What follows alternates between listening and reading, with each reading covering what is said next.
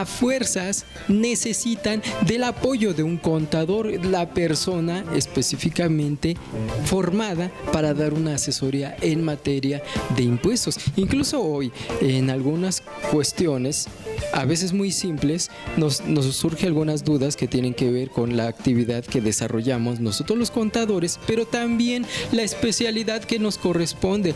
No todos los contadores, igual que como sucedería con un doctor, por ejemplo, no todos los contadores están hechos para asesorar en materia fiscal, como muchos fiscalistas tampoco tienen los conocimientos, o bueno, las nociones los tienen, pero no están actualizados ni tienen los conocimientos especiales para asesorar en materia contable y financiera. Nos estamos separando de la parte fiscal, contable y financiera. ¿Por qué? Porque actualmente ahora todos los contribuyentes deben de cumplir con esto de la contabilidad electrónica. Las personas morales y más las grandes empresas seguramente están cumpliendo con las normas de información financiera e incluso sus dictámenes para efectos del cierre fiscal están basados en la congruencia, en la razonabilidad respecto de las normas de información financiera, y esas reglas, esas normas tienen cierto grado de complejidad que a veces el fiscalista, si no lo lee, pues no lo va a entender, no lo puede aplicar por razonamiento ni por lógica. Esto tiene ciertos lineamientos y se tiene que entender, se tiene que leer y después aplicar. Entonces ahí hasta nosotros o los que ejercen la parte fiscal necesitan adecuar o adaptar o aprender todo aquello que se necesita para tener conocimientos, o que se diga que tienen los conocimientos para cumplir con esta obligación. Aquí sí hay una especialidad, ahí hay gente que tiene los conocimientos y son los que deberían estar en esta parte de asesoría. Por ejemplo, una persona que es pasante, que no tiene un título profesional, sin embargo tiene los conocimientos, a lo mejor hasta la práctica. Acuérdense que muchas escuelas les obligan a tener prácticas profesionales antes del egreso. Pues bien, esas personas que en algún momento, en alguna determinada situación, estén obligados a auxiliar a otras, por ejemplo ahorita con el desastre natural en Baja California, si no hay un doctor, pero hay una persona herida y solamente esta persona que es pasante y no tiene título médico es la persona, pues no sé si la indicada, pero sí la más recomendable para atenderla.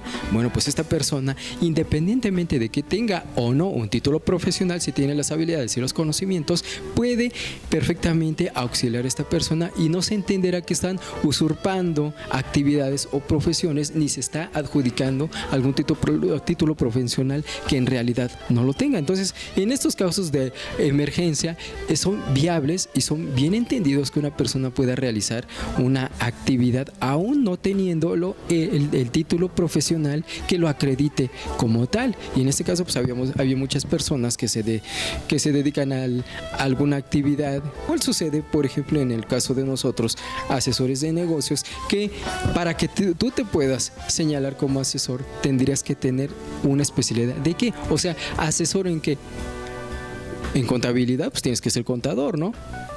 En impuestos pues tendrías que ser o abogado fiscalista o un contador, pero tendrías que tener ese título que avale la profesión a la cual te estás dedicando. Tú no puedes ofrecer servicios contables, o bueno, los puedes hacer, pero para que tengan reconocimiento, por ejemplo, que se firme, y ahí es donde empieza la parte importante. Si tú firmas estados financieros es porque estás reconociendo la legalidad o la validez o la veracidad de las cifras que reportan esos estados financieros. Y para que tú puedas firmar y autorizar y verificar esos estados financieros, necesitarías una cédula profesional. La cédula profesional reconoce el título que te da reconocimiento a ti como profesional en la industria o en la rama que estás desarrollando. Por eso yo he visto en algunos casos, incluye una persona ya conocida en el medio fiscal, me tocó trabajar con él en mi etapa de estudiante.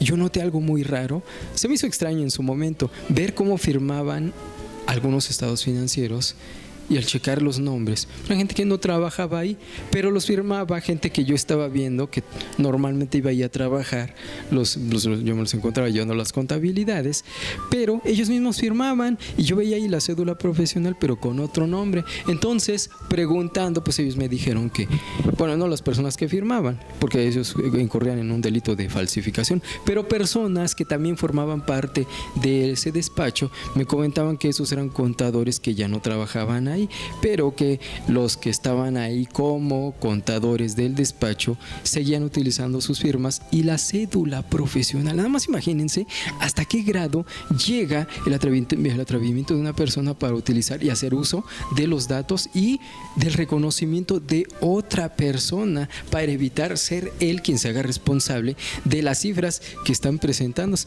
Entonces ahí sí yo me encuentro con un problema de ética, no solamente legal y penal, sino de ética. Alguien que utiliza indebidamente sin su conocimiento una firma reconocida de otro colega para hacer o darle validez al trabajo que ellos están realizando. Eso es algo indebido, es una falta de probidez, sobre todo falta de ética, de responsabilidad, y eso sí tiene seguramente una responsabilidad penal.